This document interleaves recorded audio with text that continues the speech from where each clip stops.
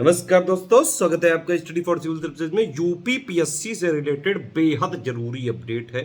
बहुत ही अप्रिशिएशन वाला काम किया गया है। यहाँ पे एक पेपर में आज आया है कि जो अध्यक्ष जी हैं यूपी पीएससी के आयोग के उनका कहना ये है कि यूपी पीएससी ने हर दिन 35 युवाओं को नौकरियां दी हैं।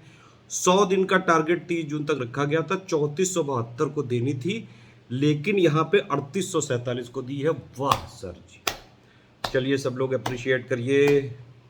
And we like your style sir, very very thank you.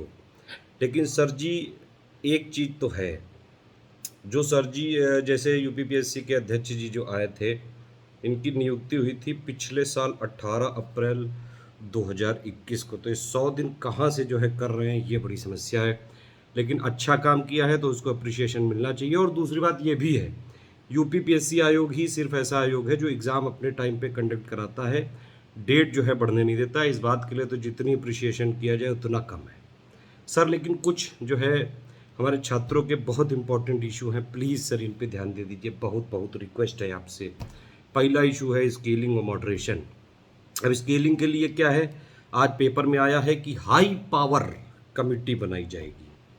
देखते हैं सर कितना जो है बढ़िया रिजल्ट आता है। उसके लिए ये भी बोला गया है कि यूपीएससी के भी एक्सपर्ट को लाया जा रहा है। चलो बहुत ही बढ़िया चीज़ है अगर ऐसा हो जाए। सिंपल बात यह है कि नाइंसाफ़ी किसी के साथ नहीं होनी चाहिए, चाहे वो साइंस साइड वाला हो और चाहे वो ह्यूमैनिटी वाला हो।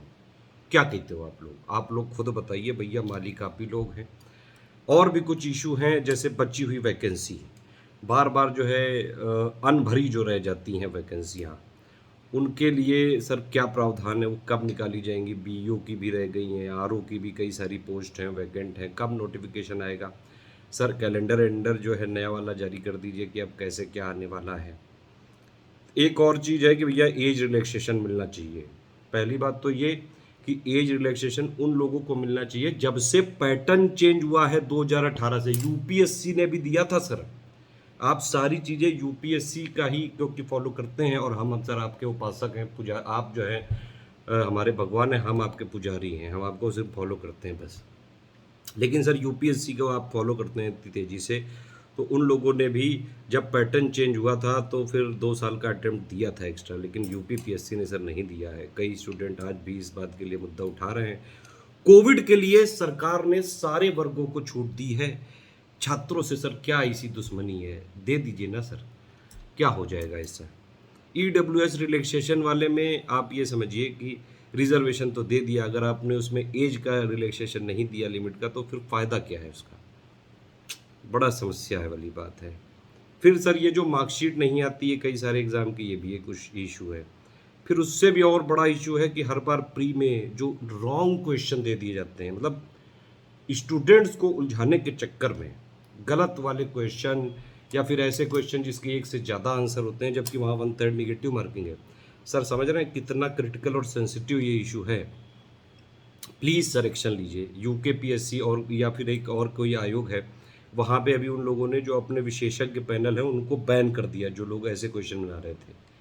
हमारे यहाँ के जो ये सुपर हीरोज़ हैं, इनको कब सर जो है सम्मानित किया जाएगा?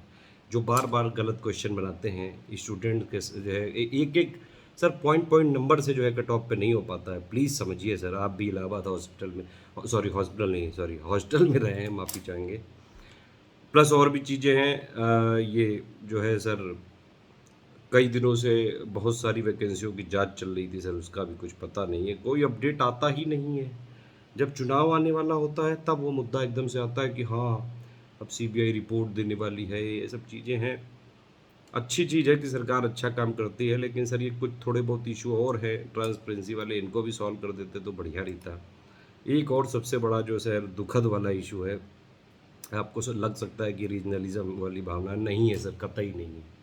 भारत देश एक है, सारे जितने भी हमारे स्टेट्स हैं वो सब भारतवासी ही हैं, लेकिन बाकी स्टेट पीसीएस वाले अपने स्टेट को थोड़ा बहुत प्रेफरेंस तो देते हैं सर।